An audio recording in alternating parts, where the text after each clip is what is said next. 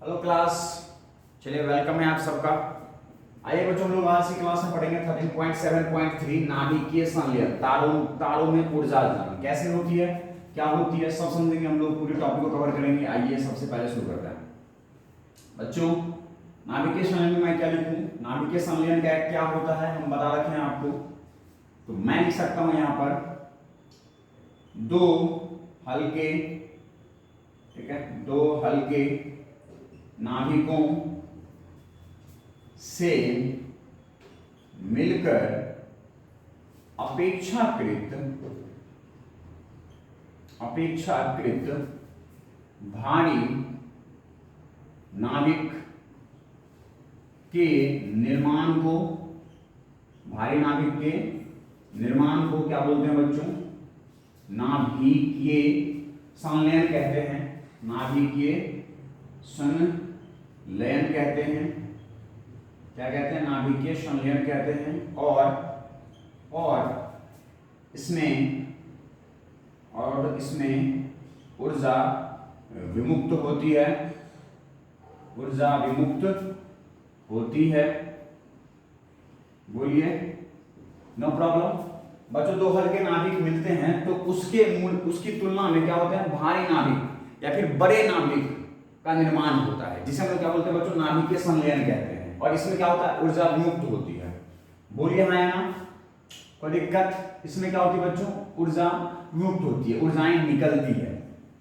इसे नाभिकीय संलयन कहते हैं। तो उसमें क्या होती है? ऊर्जा विमुक्त होती है, ऊर्जाएं बाहर निकलती है। ओके, इस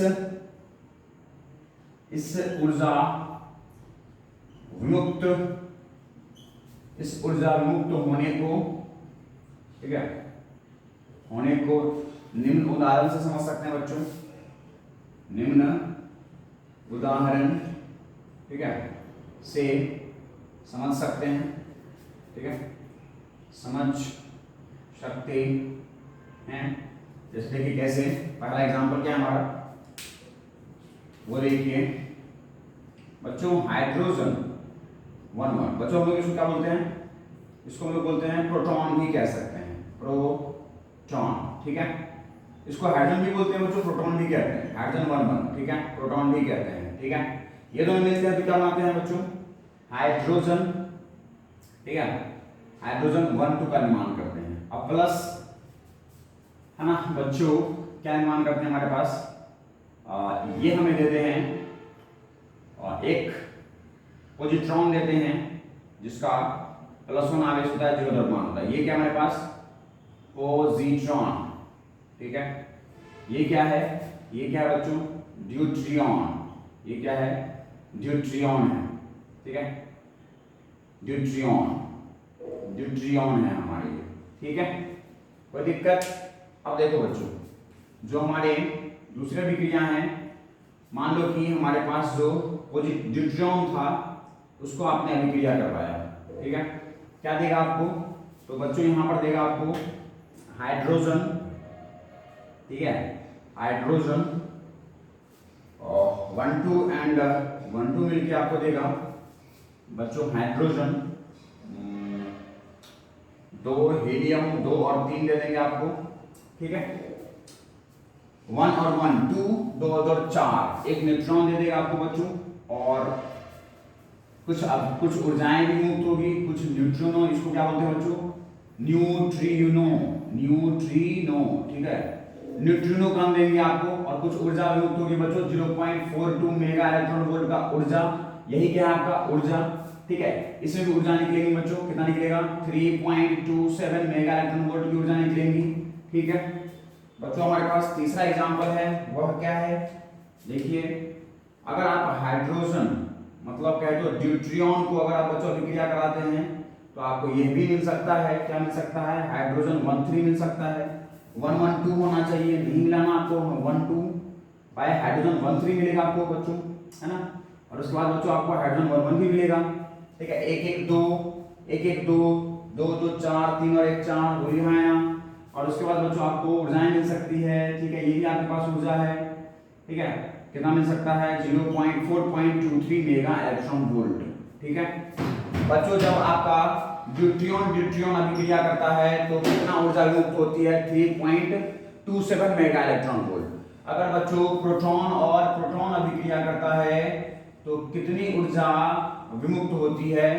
होती है 0.42 मेगा इलेक्ट्रॉन वोल्ट। बोलिए बच्चों, जब आपका ड्यूट्रियन ड्यूट्रियन अभिक्रिया करता है तो हीलियम नाभिक, इसको क्या बोलते हैं बच्चों?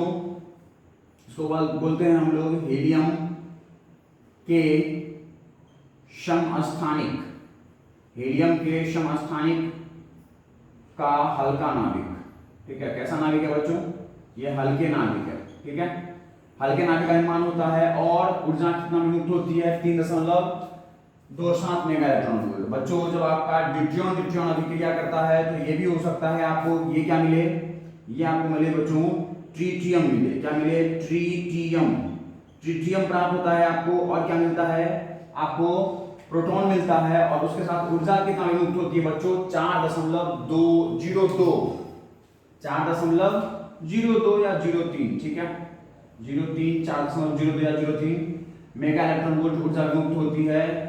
ठीक है, तो ये इस तरीके से आप देख सकते हैं कि हल्के नाभिक जब संलयित मतलब परस्पर मिलते हैं, आपस में मिलते हैं, तो उसके मुकाबले एक भारी नाभिकों का निर्माण होता है और कुछ ऊर्जा मुक्त होती है। इसी प्रक्रियाओं को क्या बोलते हैं बच्चों? नाभिकीय संलयन कहते हैं।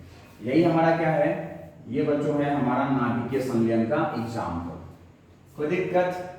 मुझे नहीं लगता है कि आपको कोई दिक्कत होगा। कोई दिक्कत?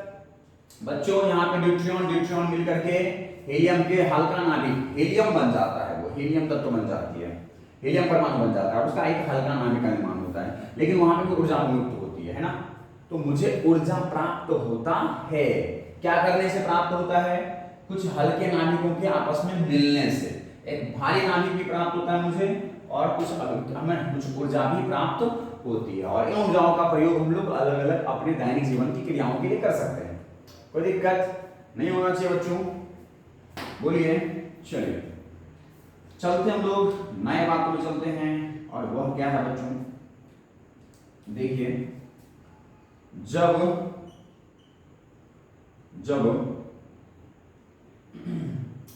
प्रोटॉन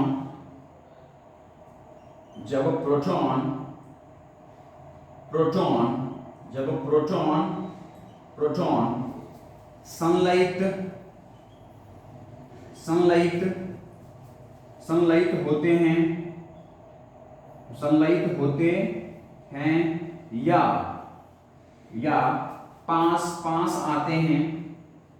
पास आते हैं। ठीक है, तब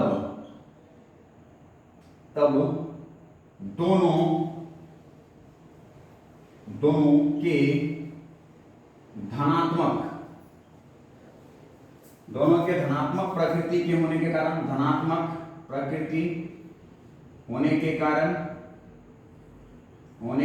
कारण ठीक है, वैद्युत प्रतिकर्षण बल कार्य करता है। वैद्युत प्रतिकर्षण बल कार्य करता है बच्चों, है या नहीं है? अगर जब प्रोटॉन बच्चों मतलब क्या, तो हाइड्रोजन अगर संलयित होते हैं तो या फिर कहे तो पास आते हैं, तब दोनों के धनात्मक प्रकृति होने के कारण ये क्या लगते हैं? वैद्युत प्रतिकर्षण बल कार्य करते हैं, है ना? अर्थात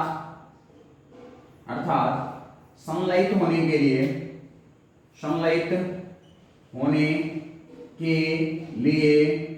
ठीक है, दोनों के आपस में मिलने पर आकर्षण प्रकृति के लघु परासी नाभिकीय बल कार्य करना चाहिए, है ना? नाभिकीय बल कार्य करना चाहिए।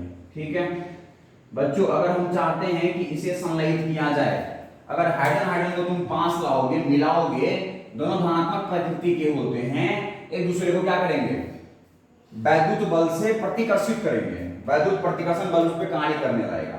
उस वैद्युत प्रतिकर्षण बल को जो है वो अवरोध करके, ठीक है, निरस्त करके संलयित हो जाएंगे, हमारे दोनों आपस में संलयित हो जाएं। इनके लिए आकर्षण प्रकृति क्या होना चाहिए? लघुपरासी नाभिकीय बल प्राप्त होना चाहिए। लघुपरासी का मतलब दो नाभिक पास पास होना चाहिए, ठीक है, तब ये नाभिकीय बल कार्य करेगा। और अगर नाभिकीय बल कार्य कर गया तो ये जो दो हमारे प्रोटॉन थे वो क्या हो सकते हैं? संलयित हो सकते हैं, आपस में जुड़ सकते हैं, है या नहीं है? अब इसके लिए क्या करना पड़ेगा भाई साहब? यहां से यहां तक आप क्या कर लीजिए, स्क्रीनशॉट ले लीजिए ताकि मैं आगे बढ़ूं, ठीक है, आगे बढ़ा जाए, आगे बढ़ा जाए बच्चों, बोलो। मैं इसे मिटा दूं, चलो मिटा देता हूं, ले लिए होंगे आप तक स्क्रीनशॉट, और यहां से आप नोट्स अपनी तैयार कर सकते हैं। बच्चों ये सब मैं क्यों लिख रहा हूं, इतनी थ्योरियां क्यों लिख रहा हूं? तो क्या, क्योंकि आपको बुक्स पढ़ने की जरूरत नहीं है बच्चों, ना ही कोई, है ना, कोई बुक्स पढ़ने की जरूरत है, ना ही कोई से नोट्स लेने की जरूरत है बच्चों। जो कुछ भी मैं बता रहा हूं यही आपका नोट्स है, और इसी से आपके काम चल जाएंगे, खूंखार पढ़ाई हो जाएगा, ठीक है, अगर आपने इतने नोट्स बना लिए और अगर इतना पढ़ लिया। एनसीईआरटी आपको इतनी ही पढ़ने की आजादी देता है, इतना ही आप एनसीईआरटी में पढ़ सकते हैं, ठीक है। चलिए आते हैं, अब आते हैं बच्चों, क्या पिछले वाले में आप ऐड कर सकते हैं कि नाविकों को संलयित होने के लिए, ठीक है, संलयित होने के लिए प्रतिकर्षण वैद्युत, है ना, प्रतिकर्षण वैद्युत बल को पार कर, ठीक है, नाभिक का, ठीक है, नाभिक का निर्माण करने के लिए, नाभिक का निर्माण करने के लिए, ठीक है, क्या उच्च ऊर्जा की आवश्यकता होती है, उच्च ऊर्जा की आवश्यकता होती है, ठीक है, आवश्यकता होती है, जिससे यह पास पास आ जाए, है ना, जिससे यह पास पास आ जाए, है ना, पास पास क्या करे भाई साहब? आ जाए, और लघुपरासी नाभिकीय बल, लघुपरासी नाभिकीय बल इसे संलयित रख सके, ठीक है, यस। तो इसे पास पास लाने के लिए बच्चों को ऊर्जा की आवश्यकता होती है, कोई दिक्कत? ये देखिए बच्चों, proton proton proton proton proton को, ठीक है, संलयित करने के लिए, संलयित करने के लिए, ठीक है, इस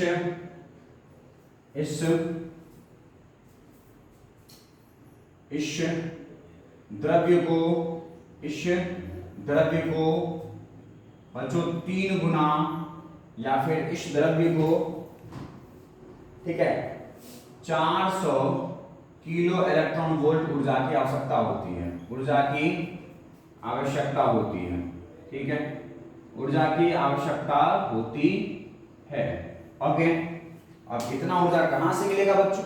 देख लो, हमने कहा था उच्च ऊर्जा की आवश्यकता होती है, और प्रोटॉन के नाभिकों को संलयित करना है ना, प्रोटॉन को संलयित करना है, तो भाई साहब आपको इस द्रव्य को कितना इलेक्ट्रॉन वोल्ट ऊर्जा देना पड़ेगा? 400 किलो इलेक्ट्रॉन वोल्ट ऊर्जा देना पड़ेगा, ठीक है। यह ऊर्जा, ठीक है, यह ऊर्जा प्रोटॉन के गैस को ताप से दिया जाता है, ताप से दिया जाता है, ठीक है, और ताप से दिया जाता है बच्चों, अर्थात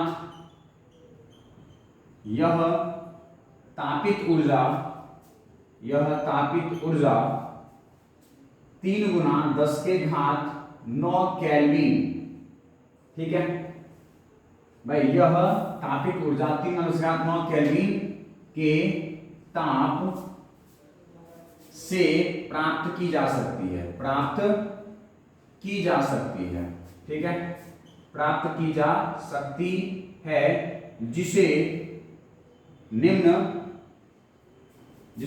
समीकरण से प्राप्त कर सकते हैं, निम्न समीकरण से क्या कर सकते हैं, प्राप्त कर सकते हैं या फिर प्राप्त करते हैं, ठीक है। हाँ बच्चों, कैसे प्राप्त करते हैं, कौन से समीकरण है वो देख लीजिए, वो है बच्चों कैपिटल के बराबर 3/2 स्मॉल के और गुना में कैपिटल टी, ठीक है। इस समीकरण से बच्चों लोग प्राप्त करते हैं, यहां पर जो हमारा के है वो क्या है बच्चों, यह है तापीय ऊर्जा, ठीक है, तापीय ऊर्जा। यहां पर के क्या है बच्चों, वोल्ट्जमैन नियतांक, ये वोल्ट्जमैन नियतांक है बच्चों, नियतांक है ये, वोल्ट्जमैन नियतांक है। यहां पर टी क्या है बच्चों, ताप है, किसमें, ताप किसमें है, केल्विन में, ठीक है, केल्विन में यहां पर तापमान है हमारा, ठीक है, कोई दिक्कत नहीं होना चाहिए बच्चों। यहां पर बोल्ट्जमैन नियतांक आपका के है बच्चों, जो के नियतांक है उसकी वैल्यू मैं लिख देता हूं, क्योंकि आपको टेम्परेचर निकालना है, के का वैल्यू, तापीय ऊर्जा भाई साहब कितना ऊर्जा की आवश्यकता होती है संश्लेषित करने के लिए, प्रोटॉन को 400 किलो इलेक्ट्रॉन वोल्ट, तो 400 किलो इलेक्ट्रॉन वोल्ट की ऊर्जा को यहां ला के रख सकते हो। के का मैं नियतांक दे रहा हूं, तुम इसको अगर गुना भाग करोगे तो तुम्हें टी का वैल्यू आ जाएगा। मैं नियतांक का वैल्यू बता देता हूं, वो था बच्चों 1.38 गुना में 10 के घात -23, ठीक है, किलोग्राम मीटर स्क्वायर पर सेकेंड स्क्वायर पर केल्विन, ये होता है इसका नियतांक का वैल्यू, बोल्ट्जमैन नियतांक का वैल्यू होता है, ठीक है बच्चों।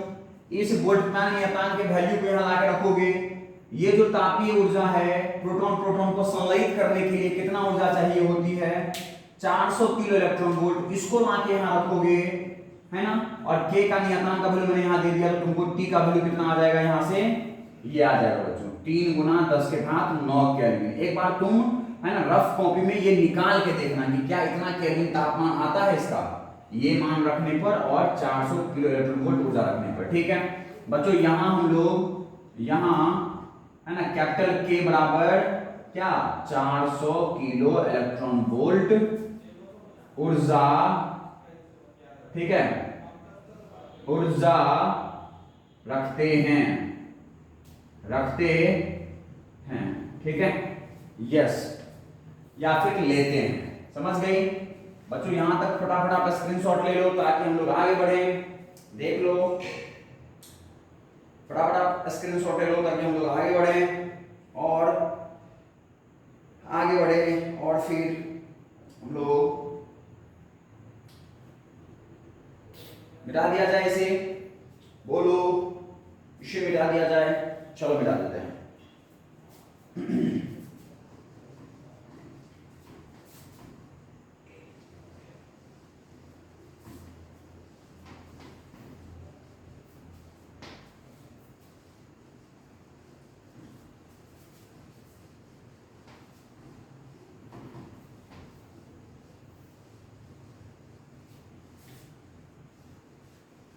क्या बच्चों आपको समझ आ रही है? विमलेश, दुर्गेश, सरस्वती, लक्ष्मी, दुर्गा, कमल, विमल, अमर, सुरेश, अग्रवाल, शर्मा जी, मीना जी, सबको समझ में आ रही है? ठीक है, चलिए आगे बढ़ते हैं बच्चों। द्रव्य को, ठीक है, द्रव्य को ताप देने पर उसके कण की द्रव्य को उच्च ताप देने पर उसके कण की गतिज ऊर्जा इतनी बढ़ जाए कि वह कूलाम, ठीक है, वह कूलाम के अवरोध, बोलो कूलाम बल, कूलाम प्रतिकर्षण बल तो अवरोध करता है वो नाभिकों को क्या करने के लिए, पास आने के लिए। तो द्रव्य को उच्च ताप देने पर उसके कण की गतिज ऊर्जा, ठीक है, अगर द्रव्य को उच्च ताप देने पर उसकी गतिज ऊर्जा, ठीक है, उसके, ठीक है, गतिज ऊर्जा इतनी बढ़ जाए कि वह कूलाम के अवरोध बल को पार कर नाभिकीय आकर्षण बल से संलयित हो जाए, आकर्षण बल से संलयित हो जाए, ठीक है, हो जाए, तब उसे, ठीक है, तब उसे बच्चों नाभिकीय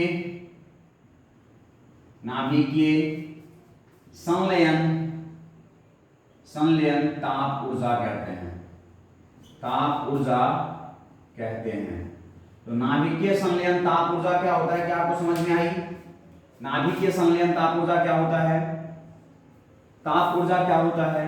किसी भी द्रव्यों को, जिस द्रव्य को, जिस आपके परमाणुओं को आपको संलयित करना है, उसे उतनी तापमान, उच्च तापमान दिया जाए जिससे उसकी गतिज ऊर्जा इतना बढ़ जाए कि यह लोग वह अपने कूलाम के अवरोध बल को पार करके, कूलाम के अवरोध बल को पार करके नाभिकीय आकर्षण बल से संलयित हो जाएं, बंध जाएं, तो उसी ऊर्जा को क्या बोलते हैं बच्चों? नाभिकीय संलयन ताप ऊर्जा कहते हैं। या फिर नाभिकीय संलयन, हम लोग नाभिकीय संलयन कहते हैं, या फिर तब उसे हम लोग नाभिकीय, ठीक है, या फिर बच्चों हम लोग इसे क्या कहते हैं, ऐसे भी लिख सकते हैं, तब उसे ताप नाभिकीय संलयन कहते हैं, ठीक है, ऐसे लिख सकते हो तुम। जिस प्रकार से अगर बच्चों द्रव्य को या फिर परमाणुओं को ताप देने पर उसकी गतिज ऊर्जा इतना बढ़ जाए कि वो कूलाम के प्रतिकर्षण को पार करके नाभिकीय आकर्षण बल से वो बंध जाता है, संलयित हो जाता है, तो इस प्रकार के संलयन को क्या कहते हैं? इस प्रकार के संलयन को हम लोग ताप नाभिकीय संलयन कहते हैं, ठीक है, समझ गए बात? चलो नेक्स्ट पॉइंट में चलते हैं लोग बच्चों। ये देखो, क्या सूर्य के क्रोड, क्रोड का मतलब बच्चों सेंटर, ठीक है, कोर में, सेंटर में, तो सूर्य के क्रोड में बच्चों ताप 1.5 गुना 10⁻7 केल्विन है, ठीक है, और यह ताप, ठीक है, नाभिकों के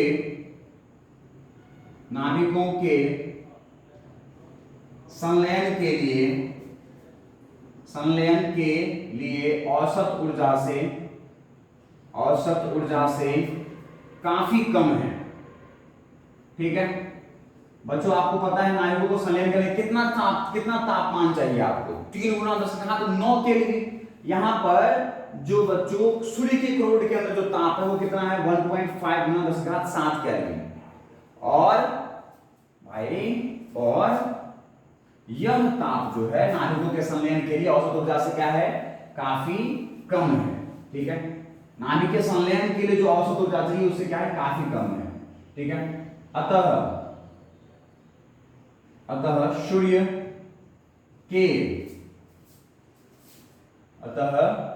सूर्य के नाभिकीय नाभिकीय संलयन के लिए, नाभिकीय संलयन के लिए उच्च औसत ऊर्जा, उच्च औसत ऊर्जा वाले प्रोटॉन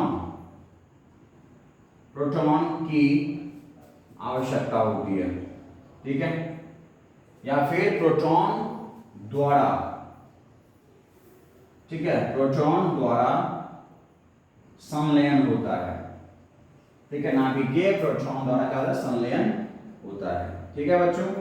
क्या कि सूर्य के क्रोड में कितना ताप होती है, इतना ही ताप होती है, जो कि काफी कम है। अतः सूर्य के नाभिकीय संलयन के लिए, ठीक है, सूर्य में नाभिकीय संलयन के लिए उच्च औसत ऊर्जा वाले प्रोटॉन जो हैं, उसके उच्च ऊर्जा वाले प्रोटॉन द्वारा क्या होता है, संलयन होता है।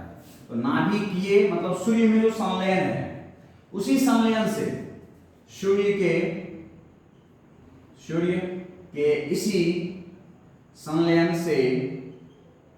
इसी संलयन से प्रकाश ऊर्जा प्राप्त होती है। प्रकाश संलयन से, ठीक है, विमुक्त ऊर्जा। वह संलयन से क्या होगा, संलयन होने से क्या होगा, ऊर्जा विमुक्त होगी। तो संलयन से विमुक्त ऊर्जा प्रकाश ऊर्जा के रूप में, है ना, प्रकाश ऊर्जा के रूप में, ठीक है, प्राप्त होता है। प्रकाश ऊर्जा के रूप में क्या होता है, प्राप्त हो जाता है, ठीक है।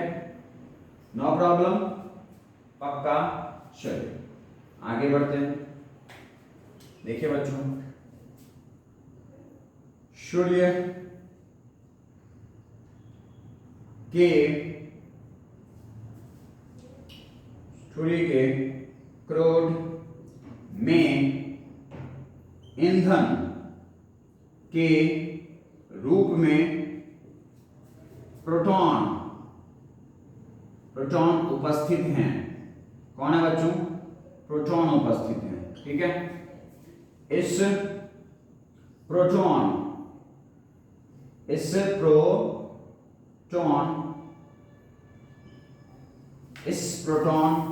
के संलयन से प्रकाश ऊर्जा प्राप्त करने के लिए, प्रकाश ऊर्जा बच्चों प्राप्त करने के लिए निम्न समीकरण,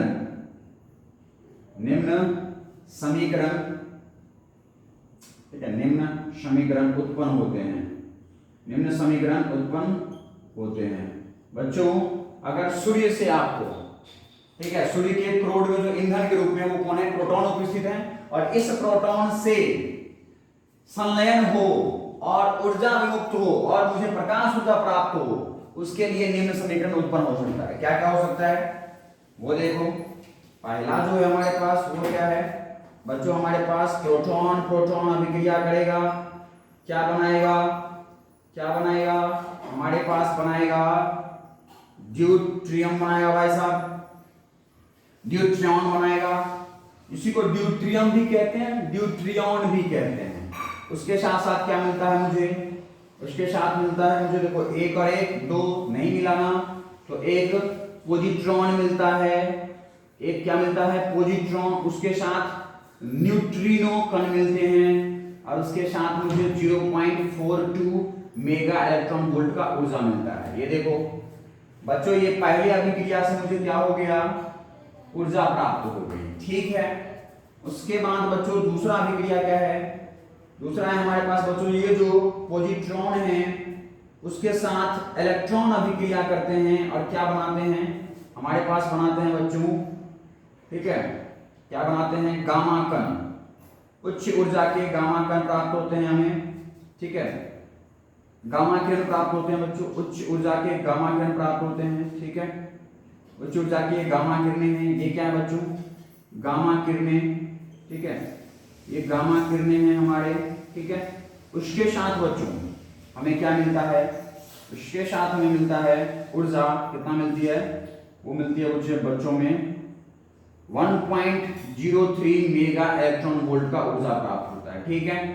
इसको सेकंड समीकरण, क्या यहां तक आपके कैमरे में विजुअल है, यस, तो बच्चों यहां तक आप जल्दी से फटाफट स्क्रीनशॉट ले लीजिए और इसे लिख दीजिए ताकि मैं आगे बढ़ूं। ठीक है, कोई दिक्कत बच्चों? यहां तक फटाफट स्क्रीनशॉट ले लीजिए और आगे बढ़िए, जिससे हम लोग क्या करेंगे, जिससे हम लोग आगे बढ़ेंगे और आगे हम लोग नोट्स प्राप्त करेंगे। चलिए,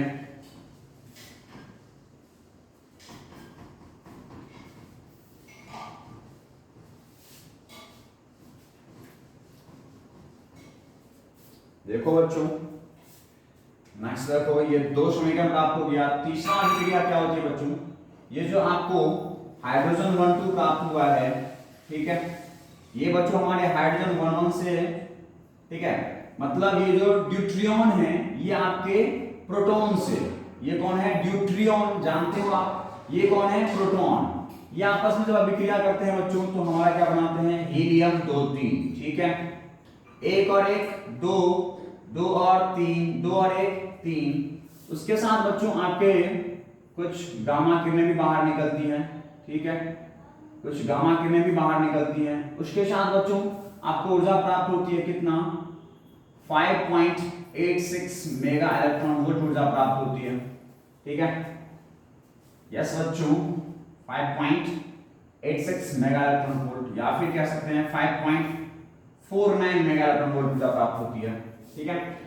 उसके साथ अगली जो अभिक्रिया किसकी होती है बच्चों? ये दो इंडियम नाभिक की, ठीक है, 2 3 हीलियम 2 3, ये अभिक्रिया करेंगे, आपको हीलियम का भारी नाभिक प्राप्त हो जाएगा 2 4। कोई दिक्कत नहीं होना चाहिए।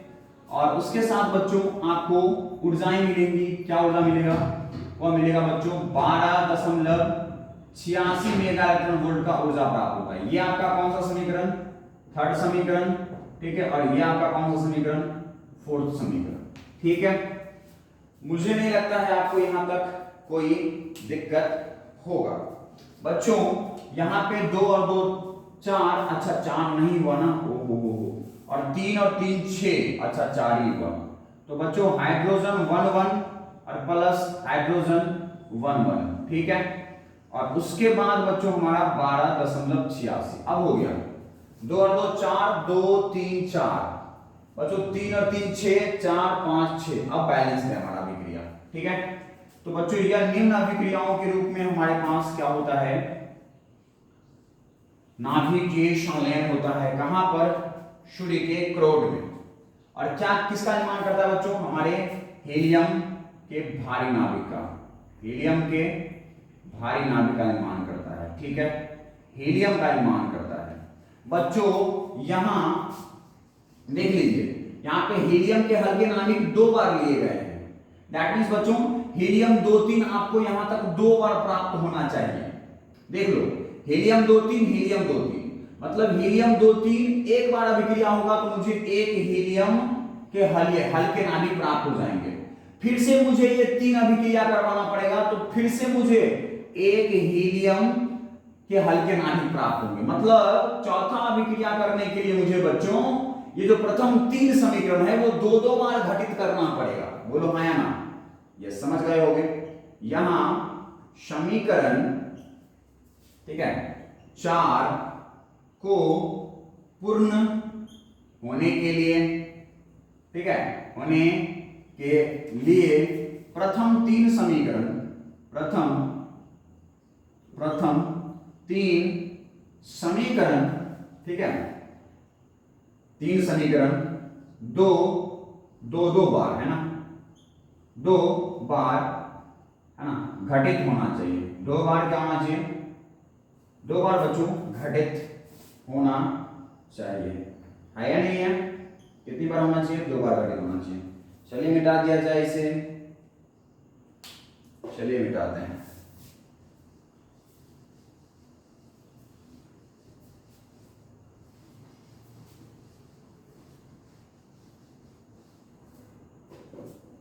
देखिए बच्चों, अगर ऐसा हो तो हम कह सकते हैं क्या कि 2 गुना में समीकरण फर्स्ट प्लस 2 गुना में समीकरण सेकेंड प्लस बच्चों 2 गुना में समीकरण थर्ड और प्लस समीकरण 4। अगर ज्ञात किया जाए, अगर ये ज्ञात किया जाए बच्चों तो क्या मिलेगा? अगर ये ज्ञात किया जाए, इतनी सारी अभिक्रियाएं हो रही है तो इन सारी अभिक्रियाओं से मतलब पहला समीकरण 2 बार हो रहा है, दूसरा जो आपका बच्चों अभिक्रिया है वो भी 2 बार हो रहा है, तीसरा वाला 2 बार हो रहा है और चौथा वाला अभिक्रिया हो रहा है। इन सभी अभिक्रियाओं से कितनी ऊर्जा प्राप्त होगी? ठीक है, सभी अभिक्रियाओं से, सभी अभिक्रियाओं से, ठीक है, प्राप्त ऊर्जा कितना होगा? देखो बच्चों कितना होगा, हमारा होगा 2।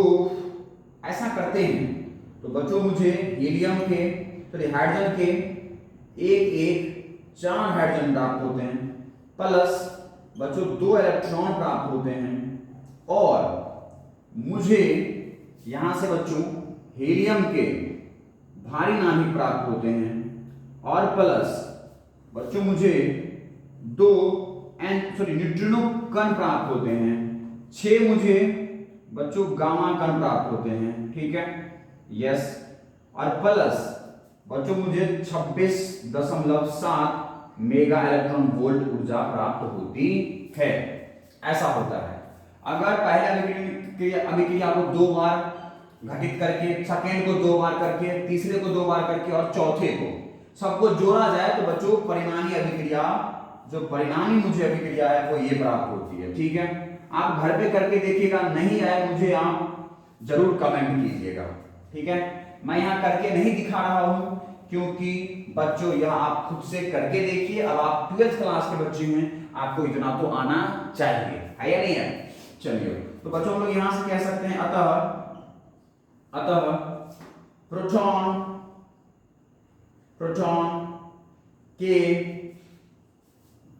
संलयन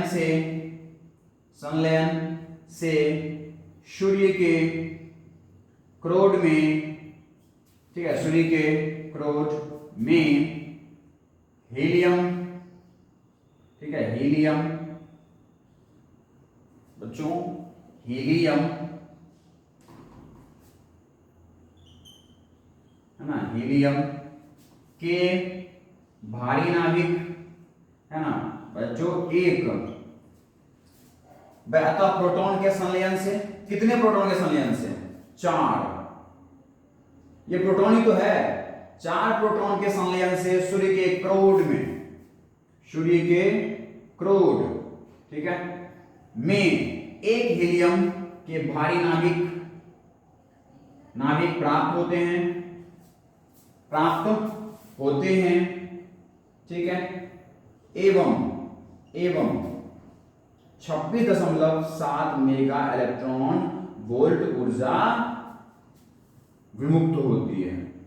ठीक है, विमुक्त होती है। देख लो कितना ऊर्जा विमुक्त होती है। क्या ये कैमरे में विजिबल है? यस, समझ गए बच्चों? यहां तक फटाफट आप क्या कर लीजिए, स्क्रीनशॉट ले लीजिए, ठीक है, ताकि मैं इसे मिटा सकूं। देख लीजिए और इससे स्क्रीनशॉट ले लीजिए, ठीक है। कोई दिक्कत मुझे नहीं लगता है होना चाहिए, ठीक है, कोई दिक्कत? पक्का बच्चों, पक्का बोलो, एकदम नहीं, कोई दिक्कत नहीं। चलो मिटा दिया जाए इसे।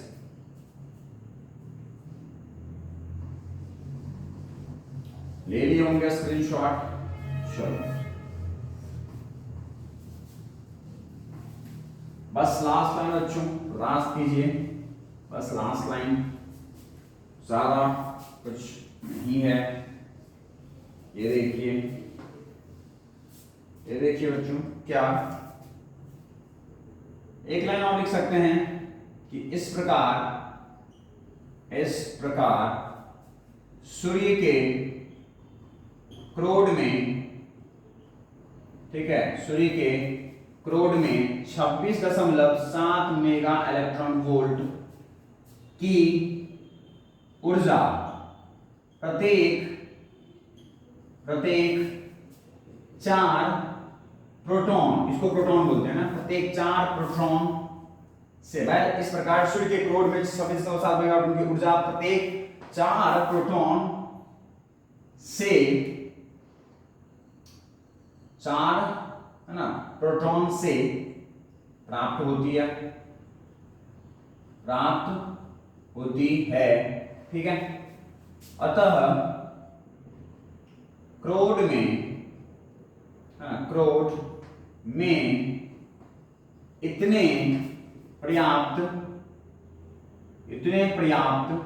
ठीक है, इतने पर्याप्त प्रोटॉन हैं कि इससे ठीक है 5 गुना में 10⁹ वर्ष तक ठीक है ऊर्जा प्राप्त की जा सकती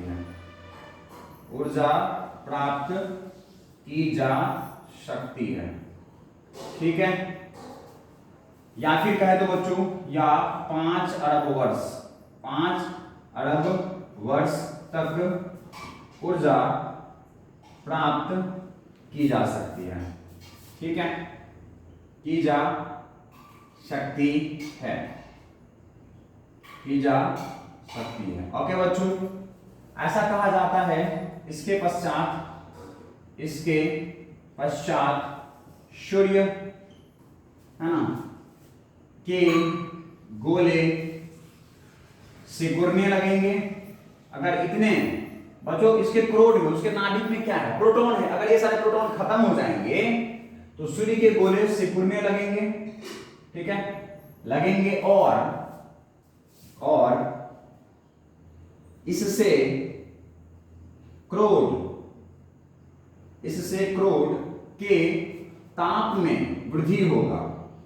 क्रोड के ताप में क्या होगा, वृद्धि हो जाएगा। ठीक है, सिकुड़न से वृद्धि हो जाएगा। ठीक है, बाय सिकुड़न से है ना सूर्य के है ना, अगर सूर्य के नाभिक में क्रोड में जो उपस्थित प्रोटॉन है वो सारे प्रोटॉन खर्च हो गए और सूर्य ने 5 अरब वर्ष तक अगर ऊर्जा दे दिया, उसके पश्चात जो ये सूर्य का गोला है वो क्या हो जाएगा, सिकुड़ जाएगा। ठीक है, और इससे क्या होगा, सिकुड़ने से क्या होगा कि इसके क्रोड में, इससे जो क्रोड है, सूर्य के क्रोड हैं बच्चों, इसके ताप में क्या हो जाएगी, वृद्धि हो जाएगी और यह सूर्य का गोला है ना, सूर्य का गोला एक लाल दानव बन जाएगा। क्या बन जाएगा, लाल दानव। ठीक है, में परिवर्तित हो जाएगा। कोई दिक्कत नहीं होना चाहिए बच्चों। लास्ट टॉपिक है, लास्ट टॉपिक में कुछ नहीं है। क्या है कि एक नियंत्रित नाभिकीय संलयन अभिक्रिया का टॉपिक है आपका। उसमें है कि नाभिकीय संलयन की अभिक्रिया कराने के लिए बच्चों हम लोग एक यंत्र प्रयोग करते हैं जिसका नाम है नाभिकीय रिएक्टर। ठीक है, नियंत्रित, जो हम लोग पीछे पढ़ चुके हैं।